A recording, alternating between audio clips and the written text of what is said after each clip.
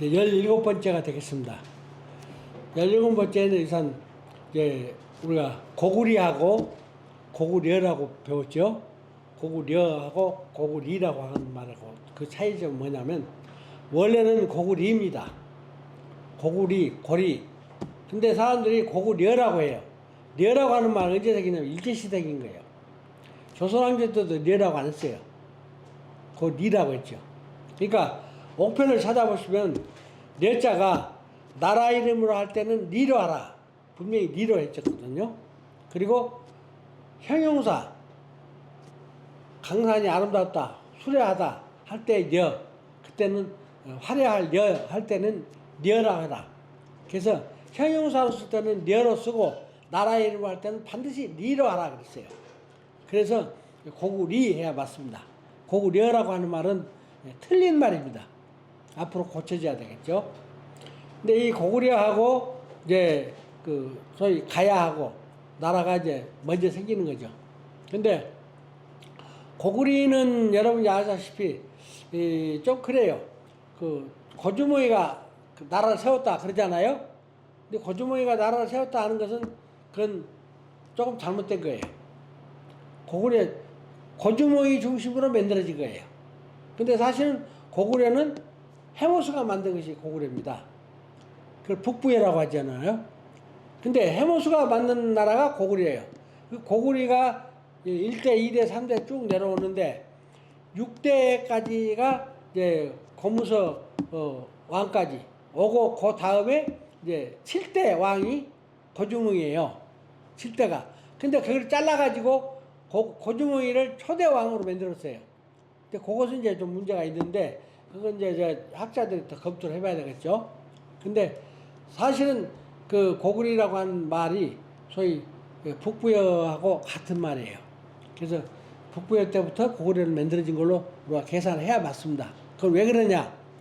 이제 삼국사기도 없었는데 삼국사기라고 이름을 졌지만 원래 진 것은 그 소위 그 김부씨가 쓸 때 삼국사라고 지지 삼국사기라고 지지 않았어요. 삼국사입니다. 삼국사에도 보면은 이제 그런 것을 알 수가 있어요. 근데 중요한 것은 뭐냐면 이제 그 고구리가 해모수로부터 시작해서 쭉 내려와요. 내려오다가 이제 아까 말한 그 당군조선이 이제 망하잖아요. 고열가라고 하는 47대 임금 때 이제 망합니다. 근데 망하는데 그것이 망하기 전에 직전에 망하기 전 46대 때부터 이제 소위 말하자면 해모수 고구리가 시작된 겁니다. 그래서 그 다음에 내려와 가지고 공무서 때 나와서 이제 고주몽이가 왕이 되는 건데 고주몽이는 7대 임금이에요. 근데 그 7대 임금을 잘라 가지고 고구려를 주몽이가 세웠다. 그래서 주몽이의 시조로 해서 역사를 쓴 사람도 있고 또 신라에 대해서도 마찬가지예요. 신라도 박역거세로부터 내려오는 신라가 있고 아니다. 박역거세부터 내려온 것은 그건 나라가 아니다. 신라가 아니다. 그래서 그때를 뭐라고 합니까? 우리가 신라를 말 안 쓰잖아요. 그래서 쭉 내려오다가 서라벌이라고 했어요. 서라벌이라고 하다가 그 다음에 이제 계립이라고 했다가 계립으로 하다가 나중에 이제 신라 진흥왕 때 내려와가지고 이제 신라라는 이름을 붙입니다. 근데 그 신라라는 이름을 붙일 때 진흥왕이 시작했으니까 그러면 신라 창조자는 진흥왕이다. 이렇게 잘라버리면은 아까 고구려를 고주몽이가 만든 것처럼 하는 것과 비슷하게 돼요. 근데 신라는 사로국에서부터 시작해서 쭉 이사금 시대, 그 다음에 마립간 시대 쭉 내려와서 계립시대 쭉 내려와서 가야하고 통합을 했을 때부터 새로운 나라를 출발한다 해서 신라가 된 거거든. 그러니까 신라가 될 때부터 쉬는 게 아니라 제일 처음 사로국부터 신라는 다시 해서 역사를 길게 만들어 놓고 고구려는 7대부터 잘라가지고 거기서부터 해서 짧게 만들어 놓고 이거는 그때 당시 사학자들이 그 사고방식 자체가 좀 편협되어 있었다라고 보거든요. 그래서 지금 오늘날 우리나라 삼국사기, 소위 삼국사를 볼 때 사람들이 그래요. 이건 상당히 편협한 게 있다. 사대주의적인 것도 들어있고 또 실질적으로는 신라하고 백제하고 고구려하고의 그 비중에도 상당히 문제가 있다. 이런 얘기를 하죠. 그리고 엄연히 가락국이 있었는데 그 가락국은 빼고 삼국만 넣어서 삼국이라고 하는 것은 또 문제가 있지 않느냐 하는 얘기가 있어요. 근데 그것을 일제시대를 거치면서 확실하게 가야를 빼버린 겁니다. 왜 뺐냐? 일본 역사로 만들기 위해서. 일본의 역사는 가야사를 중심으로 해서 만들어 놓고, 그리고 신라, 백제, 고구려만 떼서 이제 대륙 그 역사를 만들어 놓은 거죠. 그렇게 됐는데, 실질적으로는 이제 가야가 아주 오래 있었다.